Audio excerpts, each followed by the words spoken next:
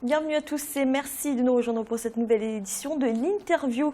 Aujourd'hui, je reçois Thierry Mungala, ministre de la Communication et porte-parole du gouvernement congolais. Avec lui, nous allons évoquer la dette du pays et la reprise des négociations avec le Fonds monétaire international, mais aussi la situation sécuritaire et humanitaire dans le Poul, région théâtre de violence depuis 2016 entre l'armée et les rebelles. Bienvenue Thierry Mungala. Merci. Merci d'avoir accepté notre invitation. Thierry Mungala, la dette du Congo atteint des sommets. Elle était estimée à fin décembre 2017 à 127% du PIB. Est-ce que le Congo est au bord de la faillite? Bon, c'est une situation qui, bien entendu, a été considérée comme préoccupante. D'abord par les autorités du pays et puis par les partenaires multilatéraux.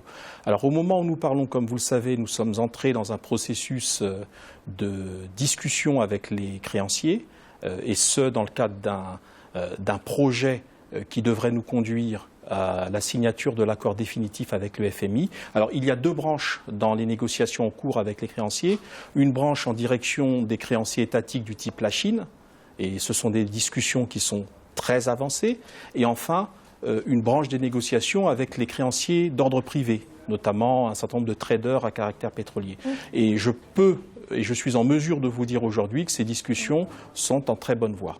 Est-ce que ça veut dire que la situation du Congo est tellement critique aujourd'hui, la seule voie, c'est de passer par le FMI? Non, vous savez qu'il y a des mécanismes techniques sur le plan financier international qui font qu'à un moment donné, pour que le pays retrouve ses aises et une certaine marge de manœuvre, il faut que la dette soit considérée comme soutenable. C'est un peu à titre privé comme quand quelqu'un est surendetté. Il est entendu que quand on est surendetté, on ne peut pas faire face à la fois au quotidien et au remboursement de la dette et à ses charges d'investissement. C'est donc ramener la dette à un niveau de soutenabilité qui soit un niveau convenable, et c'est l'objet des discussions avec les créanciers, pour ensuite entrer dans un programme qui permettra d'améliorer les performances économiques et de restructurer notre économie de manière à la rendre plus diversifiée. Est-ce que cela signifie que vous demandez l'allègement de votre dette? Il est entendu que le processus, une fois que la dette sera ramenée à des proportions soutenables, certainement avec des délais qui rallonge la durée des remboursements et avec des taux plus concessionnels, il est entendu que derrière, il s'agira d'obtenir un certain nombre d'effacements. Mais ça, c'est la phase postérieure ou ultérieure. Alors, pour bénéficier de l'allègement de cette dette par le FMI, le Congo doit respecter certaines directives, notamment renoncer à certaines pratiques comme les préfinancements pétroliers. Or, selon un média qui s'est appuyé sur les fameux Paradise Papers, votre pays se serait endetté auprès de la banque BNP Paribas grâce à l'aide du groupe Total, et ce par le biais d'un montage financier. Qu'est-ce que vous répondez à ça? Je réponds qu'il s'agit d'une manipulation éhontée du journal Le Monde, moi je le cite, qui ne parle pas de la situation d'aujourd'hui, évoque une situation d'il y a une douzaine d'années qui concernait le précédent programme avec le FMI et qui a été purgé. Et puis, madame, de vous à moi, soyons sérieux, le FMI a été informé à l'époque de la situation particulière qui concernait cette affaire avec Total et la société Likwala SA. Et ça n'a pas empêché la conclusion de l'accord en 2009 et 2010. Vous voyez qu'on revient sur un process qui n'a rien à voir avec celui d'aujourd'hui, simplement parce que, comme par hasard, c'est le moment où le FMI est encore dans nos murs et on essaye quelque part d'exciter la curiosité du FMI sur une affaire qui est totalement purgée. Donc vous dites que cette transaction était connue du FMI? Non, mais elle est réglée. Elle n'est plus concernée. Elle ne concerne pas la période d'aujourd'hui. Elle concerne la précédente discussion avec le FMI qui a abouti heureusement à l'époque, en 2009 et 2010. Elle est purgée. Il s'agit probablement de la part de ces officines qui sont derrière le journal Le Monde de tenter de mettre le Congo en difficulté à un moment où le processus que je viens de vous décrire tout à l'heure est en très bonne voie. Alors si le Congo est admis à ce type de programme du FMI, cela passe par des directives, on l'a dit. Est-ce que ça passe aussi par des privatisations? Alors oui, il y a aujourd'hui, au-delà de la privatisation, parce qu'il faut certainement un certain nombre d'étapes, vous savez, on ne fait pas changer le cap à une économie de la manière la plus simple possible. Une économie, c'est un supertanker. Et faire changer de cap à un supertanker, ça prend du temps. Ce n'est pas un petit catamaran qui peut virer de bord tout de suite. L'économie congolaise est une économie qui est fondée sur deux aspects. D'abord, une économie de monoproduction qui s'appelle le pétrole. Il faut donc une action de diversification de notre économie et améliorer nos performances dans des secteurs comme l'agriculture, les services et la production forestière, par exemple. Et deuxièmement, faciliter le bon fonctionnement ou le meilleur fonctionnement des entreprises actuellement dans le giron de l'État pour les rendre à la fois plus solvables, plus productives et en même temps préparer probablement, si ce n'est leur privatisation, mais au moins l'ouverture de leur capital. Donc c'est ce double mouvement qui fait l'objet aujourd'hui des discussions avec le FMI dans le cadre du programme, parce qu'il ne s'agit pas juste d'alléger la dette, mais dans le cadre de la réorientation de l'économie congolaise vers des activités diversifiées et plus productives. Et dans ce cadre, à quoi doivent s'attendre les Congolais? À un programme d'austérité? Bon, le mot austérité est un mot qui fait peur, qui est anxiogène. Je crois que d'abord l'État doit rompre avec un certain nombre d'habitudes, et il est en train de rompre avec ses habitudes. Il faut qu'il allège ses propres charges, il faut qu'il réduise la voilure de son fonctionnement, il faut également que l'État donne l'exemple en favorisant une gestion que je qualifierais de plus performante de ses finances publiques. Et c'est dans ce cadre vertueux que l'ensemble du système économique va pouvoir s'inscrire de manière à faciliter la transition entre les deux systèmes économiques. Thierry Mungala, on ne peut pas parler de l'actualité congolaise sans parler de la situation dans le pool. L'accord de Kinkala, signé en décembre 2017, ne fait pas l'unanimité. Certains, je cite l'Observatoire congolais des droits de l'homme, estiment qu'il consacre l'impunité des violations des droits de l'homme dans cette région.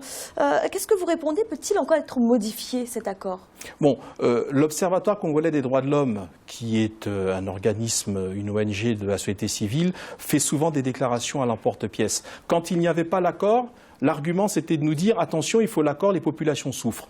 Et effectivement, les populations en souffraient. Aujourd'hui, nous sommes arrivés à une pacification de fait, à une réouverture du pool à la circulation, au retour progressif des populations, on nous parle de consacrer l'impunité. Non, le véritable processus pour que la paix devienne définitive et ancrée dans le pool nécessite la participation de toutes les parties à ce qui a été un conflit. Ces parties sont l'ex-rébellion, l'État et les cadres politiques administratifs qui doivent accompagner cette fois-ci le mouvement, pas comme la première fois il y a une quinzaine d'années où malheureusement il y avait peut-être une part, disons, d'imperfection du système qui a conduit à la résurgence de la rébellion. Cette fois-ci, nous sommes optimistes, mais à condition que le processus tienne compte d'abord du désarmement effectif. Alors justement, des ce désarmement, il a été annoncé pour le 5 avril 2018 dans le pool. Est-ce qu'il a débuté? Écoutez, c'est un processus là qui est très long, vous le savez. Ouais. Le désarmement ne se fera pas en une journée, pas en quelques semaines. Le désarmement consiste en quoi? D'abord à amener les ex-miliciens à restituer volontairement leurs armes. Mais il est entendu que le président de la République a proposé, courant octobre, quand il a reçu les notables du pool, il a proposé une sorte de rachat des armes concernées, des armes de guerre concernées au moment de leur ramassage effectif. Ça, c'est le premier aspect qui est essentiel et qui est absolument fondamental. Le deuxième aspect qui va consolider la paix et la rendre définitive, c'est la réinsertion socio-économique des ex-combattants. Seule une activité socio-économique permettra de faire que ces jeunes gens ne retombent pas dans les démons de la violence. Alors, le pasteur Ntoumi, qui est l'un des protagonistes de cette crise dans le pool, émet deux conditions pour l'application de l'accord de paix. La levée de son mandat d'arrêt, mais aussi la libération des prisonniers politiques. Est-ce que le gouvernement compte répondre positivement à ces demandes? Bon, vous savez que le processus est piloté à deux niveaux. Il y a le processus opérationnel, je viens de l'évoquer, ramassage des armes, retour des populations, libre circulation des hommes et des biens.